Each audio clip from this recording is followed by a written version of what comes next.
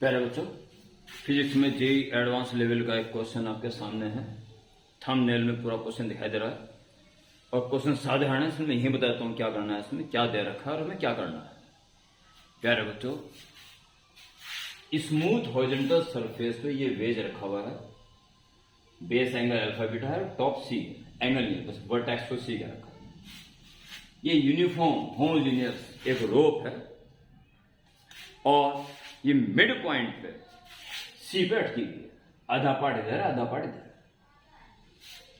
अगर base angle equal होते तो इक्विलिब्रियम आ जाता, ठीक है। पर इधर का ढाल थोड़ा ज्यादा है, इसलिए इधर फिसल जाएगी।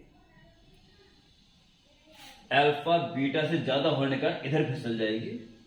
तो हमें क्या करना है इस क्वेश्चन में, इस वेज को चलाना है इधर। जानना चाह रहा है किस एक्सीलरेशन से चलाया जाए वेज को कि ये फिसलने से बच जाए और वेज के रिस्पेक्ट में इसका मोशन ना हो। समझ में आ गया होगा? आगे बढ़ते हैं। हम क्या करेंगे, जब मिड पॉइंट ये है और यूनिफॉर्म रोप है, तो जो मास इसका होगा वही मास इसका होगा। It's okay. तो हम इन दो पार्ट्स के फ्री बॉडी डायग्राम यहां बनाएंगे। इसका मैं यहां बनाता हूं और इसका इधर बनाऊंगा, ठीक है। ये रहा वो मास, ठीक। और यहां पे ये रहा।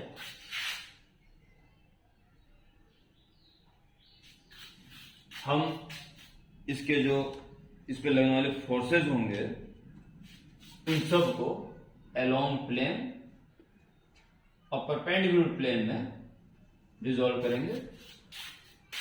अलोंग प्लेन जिसे फिसलेगा एंड नॉर्मल टू प्लेन। सारे forces in two perpendicular directions में होने चाहिए। तो देखें आप, सबसे पहले इसका वेट mg का कॉस अल्फा इधर होगा, साइन अल्फा इधर। mg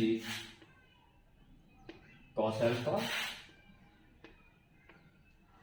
mg sign.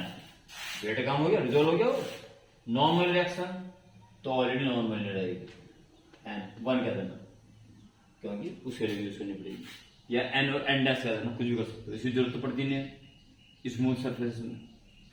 और इसको जो उधर वाला पार्ट खींच रहा है इस जगह पर, जो टेंशन एंड ओरियन है, उसे टी मान। अब अगर आप ए एक्सेलरेशन से इसको खींच रहे हो तो इसके ऊपर दबाव पड़ेगा उधर की तरफ, जेनसेडो फोर्स बोलते हैं। एम ए मास का एन और ए एक्सेलरेशन प्रोवाइड किया गया, तो एम ए फोर्स ऐसे लगेगा, एम ए फोर्स ऐसे लगेगा और ये सरफेस हॉरिजॉन्टल से अल्फा एंगल बना रहा है, यानी ये अल्फा है। तो एम ए का कॉस अल्फा इधर लगेगा, एम ए कॉस अल्फा और एम ए साइन, ठीक है। इन बराबर होने वाला है। अगर इसको इसके रिस्पेक्ट फिसलना नहीं है तो ये दोनों फोर्स मिलके इसकी बराबरी कर लेने चाहिए, तब जाके इस रोप का वेज के रिस्पेक्ट में मोशन नहीं होगा। सेम इसके डायग्राम बना लें, फिर अपनी कैलकुलेशन स्टार्ट हो जाएगी। mg cos बीटा,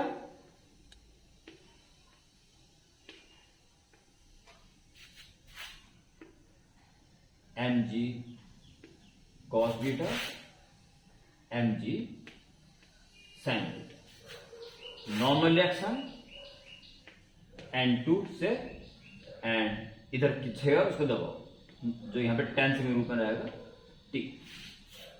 अब क्या होगा, अब जो है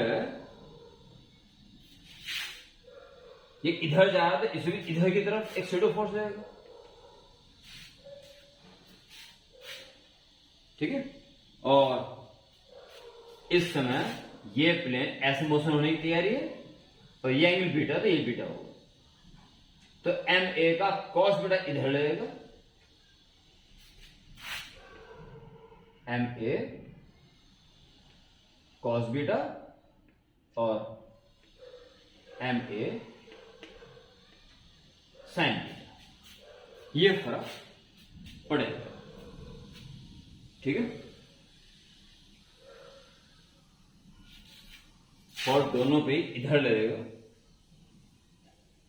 ऐसे में, तो इस वाले का हॉरिजॉन्टल साइड अल्फा एंगल था, उस वाले का ऐसे मोशन का हॉरिजॉन्टल से बीटा एंगल, ये फोर्सेस हो चुके हैं। अगर इसको भी इसके रिजल्ट घिसाना नहीं है तो इसको अकेला ही इन दोनों की बराबरी कर लेनी जरूरी है। ओके, ये कैसे, इन दोनों डायग्राम को आप अच्छी तरह देखें। बस अब आओ कर लीजिए, पहले लेफ्ट पार्ट के बारे में। For left part,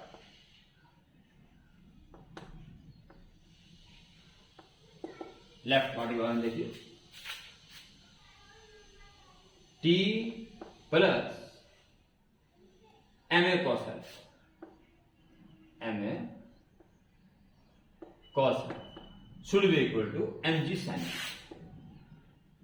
M G sine. ठीक है,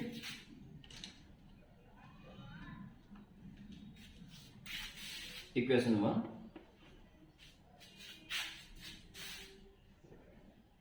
फॉर राइट पार्ट